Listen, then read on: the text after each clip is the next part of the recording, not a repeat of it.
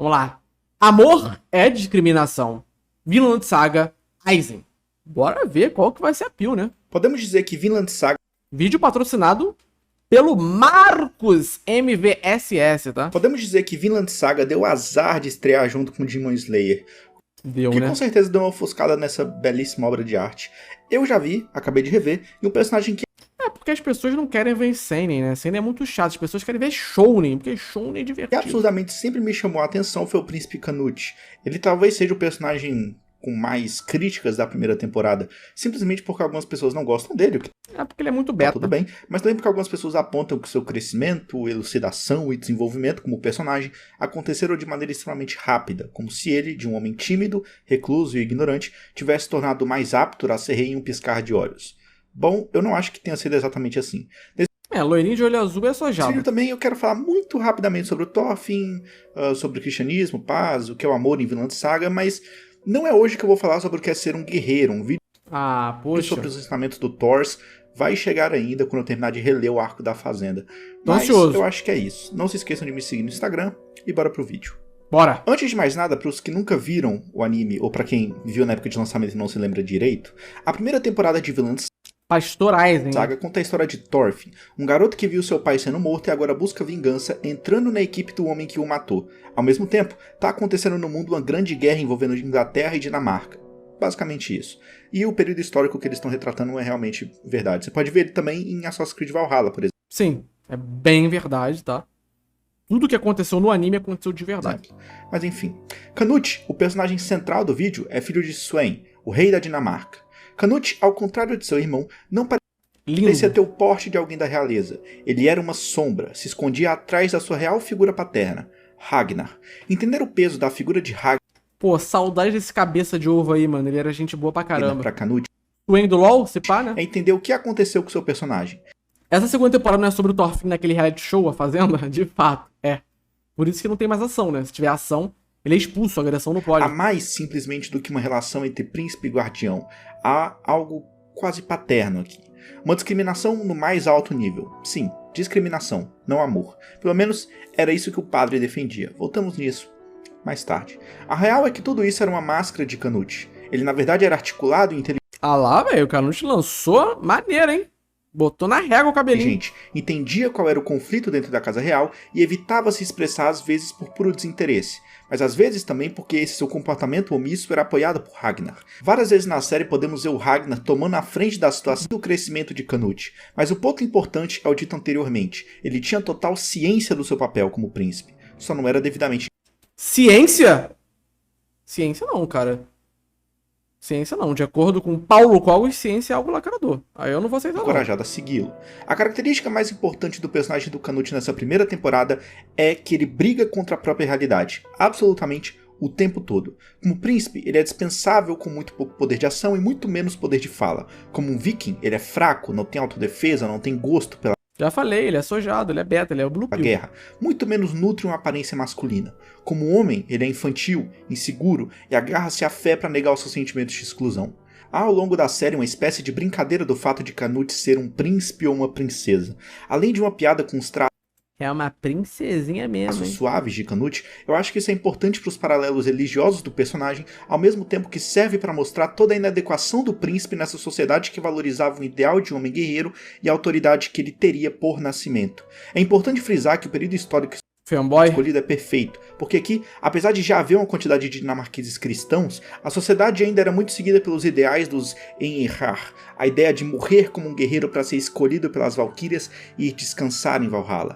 É, mas aí também é a questão da cultura dos caras, né, mano? Note que a fuga da realidade como parte importante do personagem vai além das ações tomadas por ele, vai até mesmo Geral queria ir pra de Valhalla. encontro à sua aparência. Ele deveria ser X, mas propositalmente briga para ser ou parecer Y.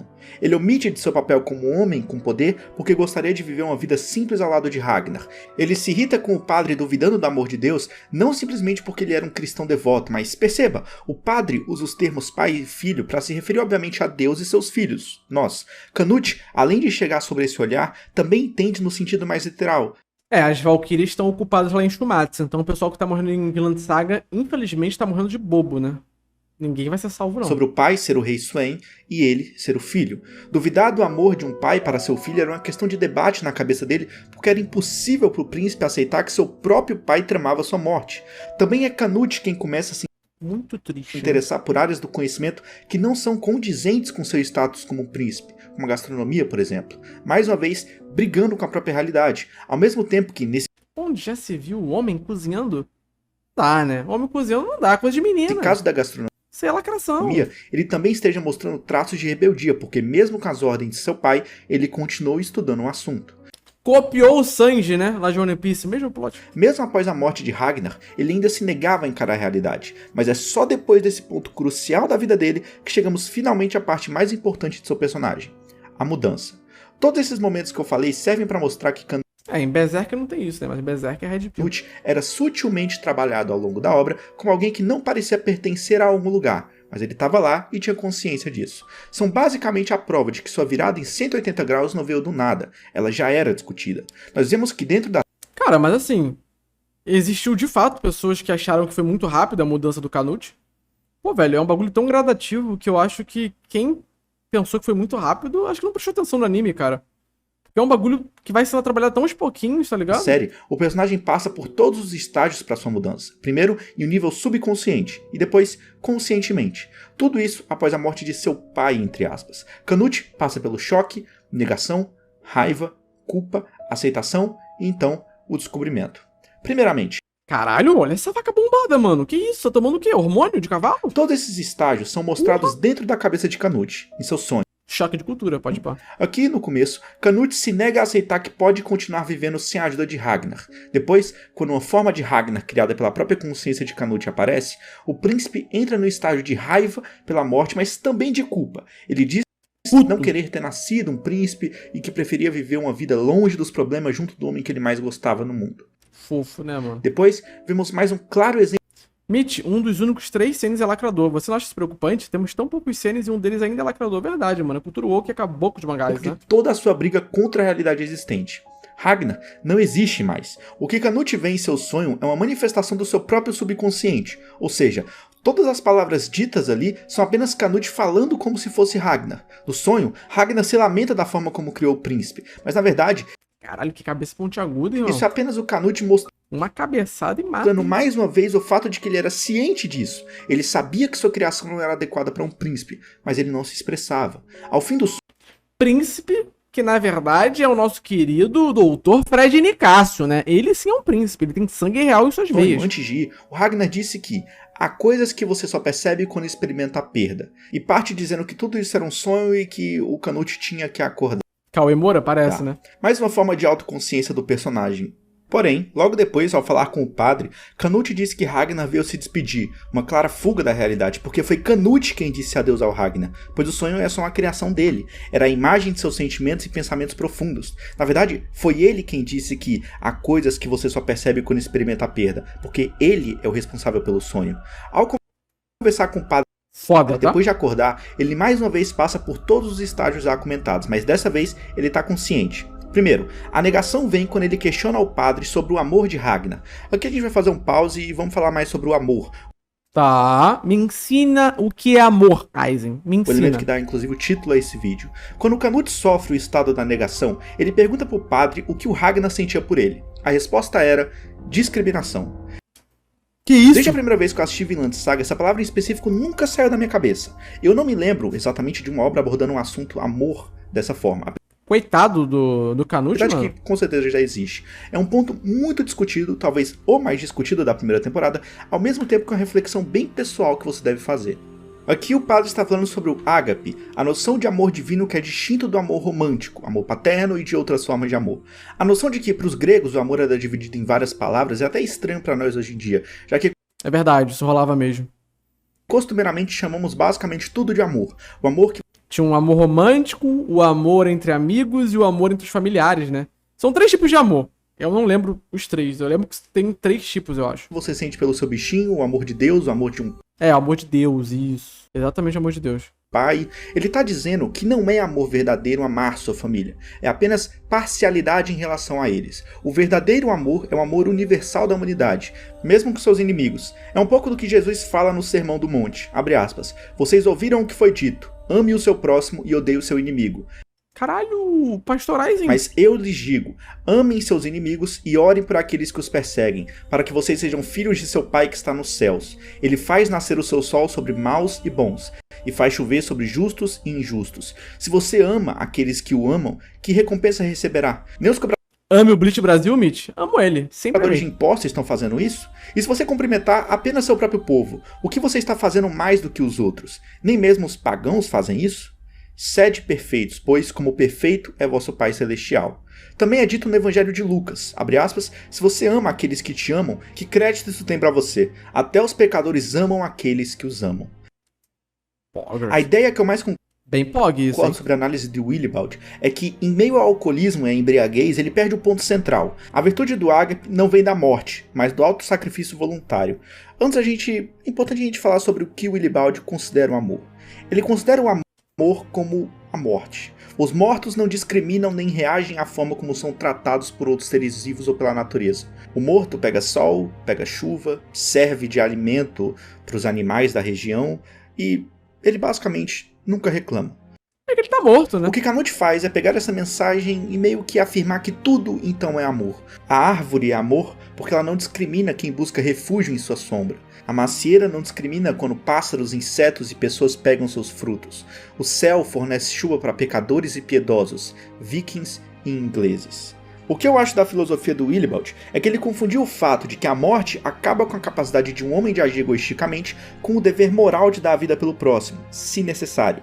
Quando as pessoas ouvem a palavra discriminação, elas sempre assumem que significa discriminação negativa, que é rebaixar. Cara, é que quando eu vi essa cena no anime, né?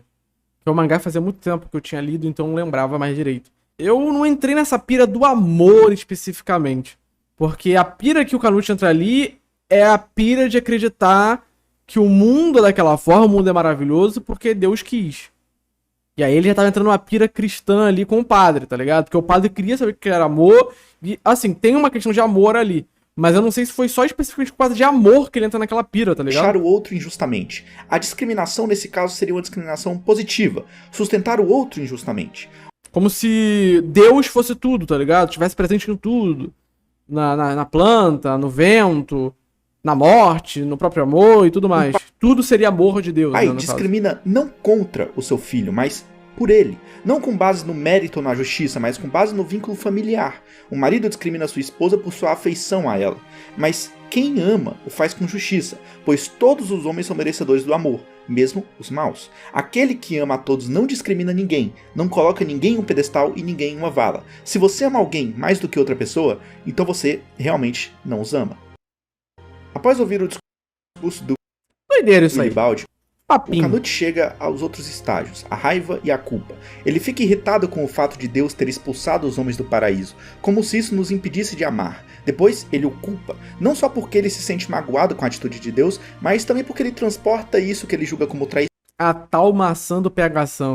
para a figura de seu pai também, que também o privou do amor e também o traiu. Canute não só se coloca na posição de aceitar tudo e todos e abandonar o ódio, a cobiça e a sede de poder dentro de si, como também entende que esse amor criado por Willibald é impossível. Dentro desse cenário, o Canute vislumbra um projeto em que um modo imperfeito de amar do homem, que contém ódio, orgulho, frustração, inveja, Até parece que o autor tava fazendo isso aí mesmo. Ele só queria ver vikings se batendo. Fato, mano. raiva, rancor, possessividade, possa ser estabilizado por meio do controle. Canute se coloca na posição de ser aquele que obtém os recursos e planeja impor um regime expansionista em que o povo não terá escolha a não ser submeter-se à sua filosofia. Ele não espera que as pessoas sejam capazes de fazer escolhas que contribuam para um verdadeiro paraíso. Elas precisam de alguém para guiá-las. Assim, Canute não faz o papel de alguém determinado a recuperar o amor perdido, mas o de estabelecer e mediar um espaço controlável no qual os tipos imperfeitos de amor que as pessoas são capazes de cultuar possam ser minimamente mais estáveis. Uma pequena mudança é melhor do que nenhuma mudança. Aqui é um ponto bem importante, porque ele Tá falando de amor? Bate com flores, então. É muito poético, né? quando os caras estão apontando a arma assim, a menina vai lá e bota a flor, né? Em Watchman. Finalmente percebe que está indo contra a realidade. Canute admite que sua ideia é uma utopia com várias falhas que vão contra as leis divinas. Ou seja, Canute entende que aceitar a imperfeição e o ódio dos homens como tal é negar o amor perfeito de Deus. Eu também gosto de traçar a imagem de que Canute é uma representação de Lúcifer na obra. Ele é belo, tem cargos de destaques dado por Deus, Que sendo isso? príncipe, mas assim como Lúcifer, Canute se rebela contra seu criador, Caralho, o vilão de saga é cristão, então? cobiçando Propaganda a cristã? autoridade que pertence Vai passar na Record o anime? apenas ao divino. Eu já vi algumas pessoas falando que o Thor seria a representação oposta, de Cristo, mas eu tenho problemas em concordar um pouco com isso, porque eu não acho nem que o Thor primeiramente se veja como um cristão, e eu acho que você atribuir amor e perdão somente ao cristianismo tá um pouco errado.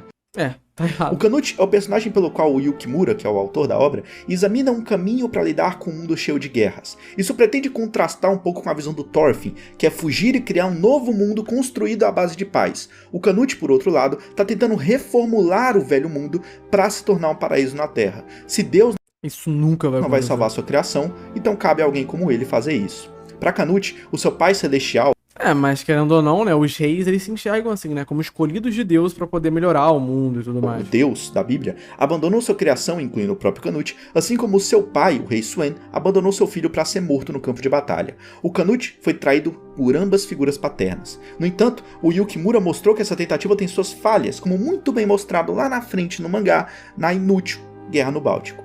A mudança em Canute só foi possível por causa da formação do mesmo, de sua vida com Ragnar, o que ele aprendeu na corte real, o que ele aprendeu sendo um cristão, porque se fosse o Thorfinn nessa situação, essa Ah, o Thorfinn ia sentar-lhe a faquinha. Com ele não tem palhaçadinha, não. Sem risadinha, ele chegar ali, fatia todo mudança mundo. provavelmente nunca aconteceria. Para talvez resumir a ética e os temas de forma bem simples, o Canute seria a filosofia utilitarista consequencialista que entra em conflito com a filosofia deontológica de Thorfinn. Essa dicotomia clássica é uma maneira do Yukimura examinar dois métodos muito diferentes para atingir o mesmo objetivo. Igual eu, mano, igual eu. Eu falei muito pouco sobre o Thorfinn, né? Peço perdão, mas eu acho que por hoje é basicamente isso. Ah, eu gostei do vídeo. Um bom vídeo do Aizen. Tchau. Gostei. Levanta um debate interessante sobre vilão de saga. Eu não sabia que ele falava sobre vilão de saga também. Maneirinho, maneirinho.